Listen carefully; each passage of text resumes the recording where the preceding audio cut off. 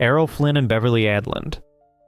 When Errol Flynn, the swashbuckling star of Captain Blood and the Adventures of Robin Hood, struck up a relationship with 15-year-old aspiring actress Beverly Adland in 1957, even scandal-weary Hollywood blinked.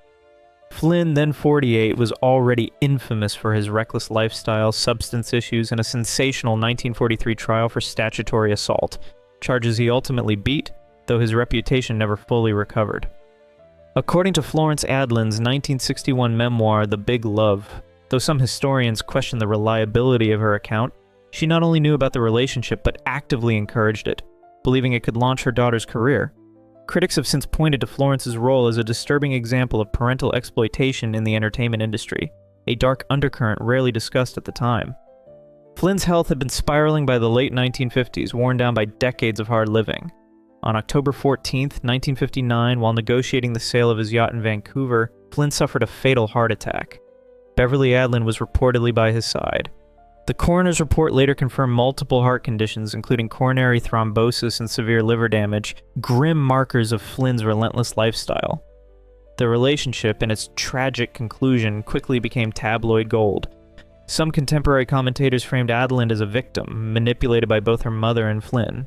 Others, especially in sensationalist outlets, portrayed her as a Lolita figure, a controversial label that blurred the lines between exploitation and agency. Rumor has it that Beverly herself struggled for years to reclaim her own narrative, caught between the myth of Errol Flynn's last great romance and the harsher realities of her youth. Today, the Flynn-Adland affair still stands among Hollywood's most disquieting romances, a strange, sad coda to the Golden Age's glittering facade, where fame, power, and youth collided with devastating results. Lana Turner and Johnny Stompanato. By the late 1950s, Lana Turner stood atop Hollywood's glittering pantheon, glamorous, bankable, and no stranger to controversy. But even in an industry addicted to scandal, her romance with Johnny Stompanato left insiders baffled. Stompanato was no typical bad boy. He was an alleged enforcer for Los Angeles mob boss Mickey Cohen, a connection well known to law enforcement. FBI files and contemporary reports confirm Johnny's criminal ties, though legends often magnify claims of an extensive rap sheet. Their relationship, which ignited in 1957, spiraled into chaos almost immediately. Witnesses reported public arguments, and rumors swirled about threats at high-profile events, including whispered tales of a backstage confrontation at the Academy Awards. Friends like actress June Allison later described Stompanato as dangerously possessive, though exact quotes remain unverified. The turmoil reached a grim climax on April 4, 1958. During a violent argument at Turner's Beverly Hills home, her 14-year-old daughter, Cheryl Crane, intervened with a kitchen knife, fatally stabbing Stompanato. A coroner's inquest ruled the act justifiable homicide, citing self-defense. The media frenzy that followed was relentless. Newspapers like the Los Angeles Times splashed the story across front pages, and Turner's tearful testimony dominated television news, though claims it was among the most watched moments in history are likely exaggerated. Many insiders predicted Turner's career would crumble under the scandal's weight. Instead, she stunned critics and audiences alike with her next film, Imitation of Life, released in 1959. It became a massive box office hit, earning Turner some of the finest reviews of her career. Decades later, the Turner-Stompanato saga persists as one of Hollywood's most notorious true crime episodes, a haunting collision of fame, violence, and the dark underbelly of Golden Age glamour. Elizabeth Taylor and Eddie Fisher. In March of 1958, Hollywood was still reeling from the tragic death of producer Mike Todd when his widow, Elizabeth Taylor, ignited a media firestorm. Just weeks after the crash, Taylor began an affair with singer Eddie Fisher, who at the time was not only married but married to Taylor's close friend, actress Debbie Reynolds. The betrayal stunned the public. Reynolds and Taylor had been seen as the embodiment of Hollywood sisterhood, often photographed together and praised for their wholesome image. That illusion shattered overnight. Public opinion turned fast and hard. NBC canceled Fisher's primetime variety show in 1959, and his record sales took a nosedive. According to biographer William J. Mann, the scandal marked the beginning of the end for Fisher's career. Taylor, already no stranger to controversy, was branded a homewrecker in headlines across the country. The couple married on May 12, 1959, just hours after Fisher's divorce from Reynolds, but the marriage didn't last. By 1964, Taylor had left Fisher for Richard Burton, her co-star in Cleopatra, igniting yet another tabloid frenzy. Some maintain that Taylor's relationship with Burton had already begun while she was still married to Fisher, though timelines remain murky. Despite the public fallout, Taylor's star power only grew. Fisher, on the other hand, never fully recovered. Years later, Reynolds would reflect on the betrayal in interviews, admitting the pain was real, but so was the eventual reconciliation. Even so, the damage done to Fisher's public image was lasting. This tangled triangle didn't just confuse fans, it redefined how far celebrity scandals could stretch in an era when image was everything. Charlie Chaplin and Joan Barry. In 1941, Charlie Chaplin, then 52 and still one of the most recognizable figures in the world, stunned Hollywood by becoming entangled with 22-year-old aspiring actress Joan Barry.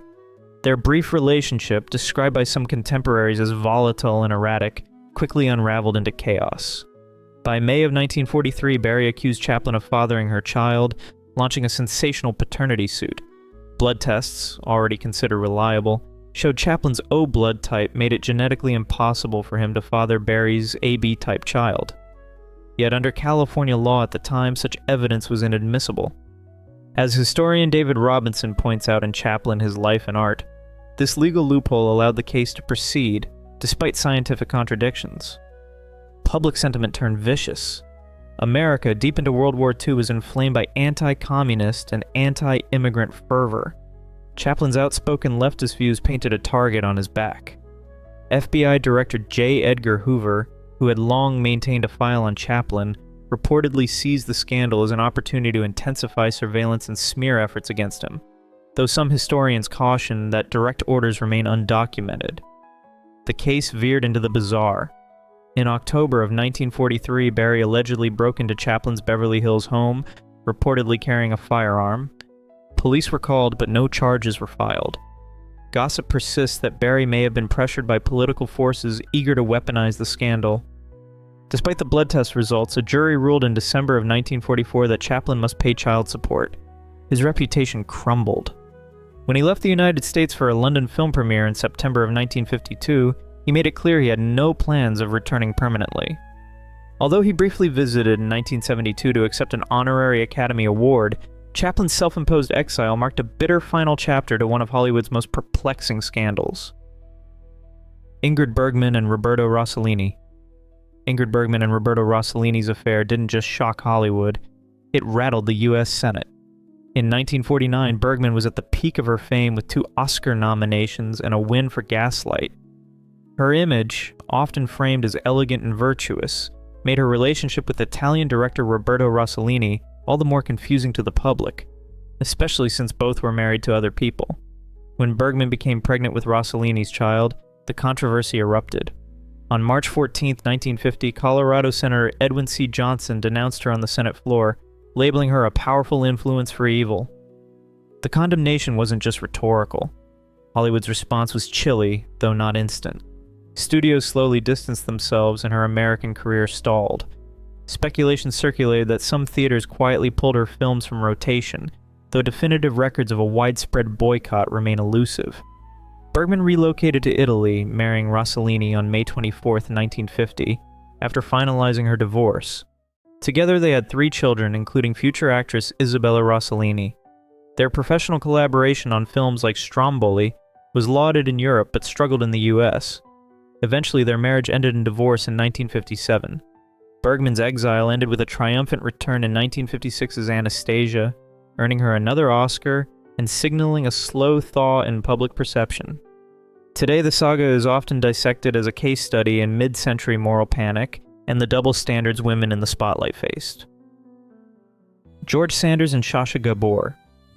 In 1949, George Sanders, an Oscar-winning actor famed for his icy delivery and sardonic charm, married Sacha Gabor, the Hungarian-born actress and socialite who turned flamboyance into a full-time persona. Hollywood didn't know what to make of it. Sanders, who once quipped that he preferred solitude to society, seemed worlds apart from Sacha, who thrived in the spotlight and treated marriage like a recurring role. Their 5-year union was a magnet for gossip columns. Luella Parsons chronicled their lavish reconciliations after public blow-ups. while Hedda Hopper reportedly called them a cocktail of elegance and ego.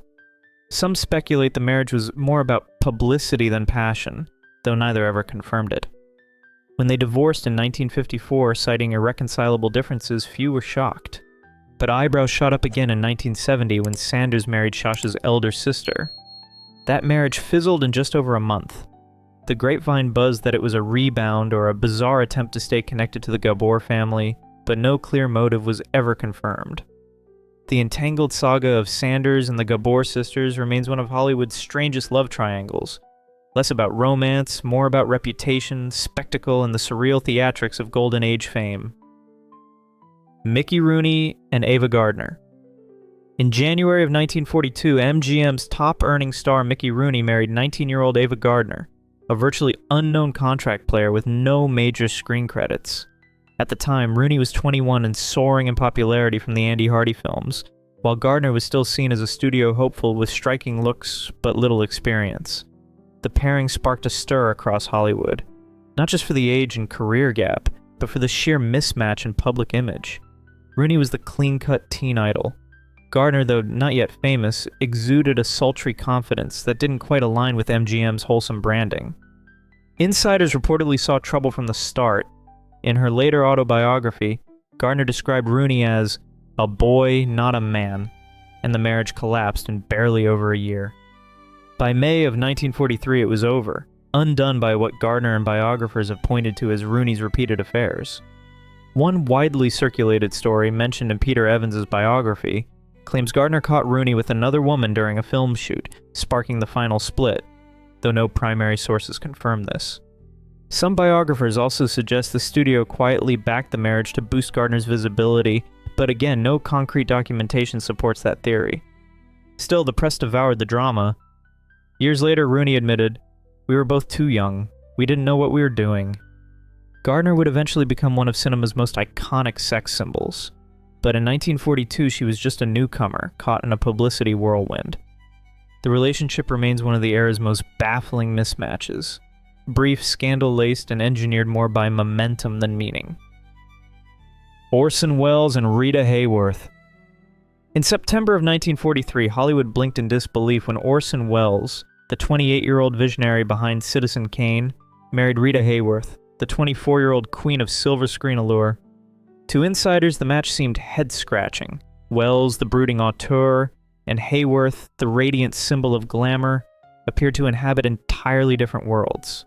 Film historian Barbara Leeming observed that while Welles admired Hayworth's brilliance, he was a man of the mind, while she lived through her emotions. Cracks surfaced almost immediately. Welles's relentless work ethic, throwing himself into projects like The Stranger and the soon-to-be infamous The Lady from Shanghai, left Hayworth isolated. Though still legally married, the couple had already separated by the time filming began in 1946. Friends later recalled Hayworth lamenting, "I can't take his genius any longer," a sentiment widely reported but never directly quoted from Hayworth herself. Whispers circulate that Welles's decision to cast Hayworth in The Lady from Shanghai and dramatically alter her iconic look by cutting and bleaching her hair was a veiled act of personal rebellion, though Welles firmly denied any malicious intent. Some biographers suggest that their volatile dynamic foreshadowed countless fictional Hollywood romances torn apart by ambition and insecurity, but hard evidence remains elusive. Even after their divorce in 1947, Hayworth reportedly called Welles the great love of my life, leaving behind a legacy of passion, conflict, and confusion that still captivates Golden Age enthusiasts today. Gary Cooper and Patricia Neal. In 1949, when Gary Cooper, then 48 and at the peak of his Hollywood stardom, began a public affair with 23-year-old rising actress Patricia Neal, the backlash was swift and relentless. Their romance sparked on the set of The Fountainhead, a film already steeped in controversy thanks to its Ayn Rand origins. But it wasn't just the 25-year age gap that shocked audiences. It was the fact that Cooper was still married to socialite Veronica Balfe, and had no plans to divorce her. Neal, fresh-faced and ambitious, fell hard for the older star, but the affair quickly spiraled into one of Hollywood's most talked-about scandals. Studios tried to contain the fallout, but it became an open secret. In her memoir, As I Am, Neal later described Cooper as the great love of my life, revealing the mental burden the relationship exacted. When Cooper ended things in the early 1950s, reportedly under pressure from his devout Catholic beliefs and his daughter Maria, the breakup devastated Neil. By 1952, she suffered a nervous breakdown, which she partly attributed to the heartbreak and public judgment. Her career stalled, not due to lack of talent, but because Hollywood's double standards punished women far more harshly than men in Scandal. Cooper, meanwhile, returned to his family and continued acting, winning an Oscar for High Noon in 1953. Yet the whispers continue that he kept a photo of Neil in his wallet until his death in 1961. Whether that's fact or romantic fiction, it captures the lingering tension between personal desire and public image, a conflict that made their affair one of the most bewildering love stories of the Golden Age. If you've enjoyed this video, please leave a like and comment. Also consider subscribing and hitting the notification bell to get notified of our new videos each week. Thanks for watching.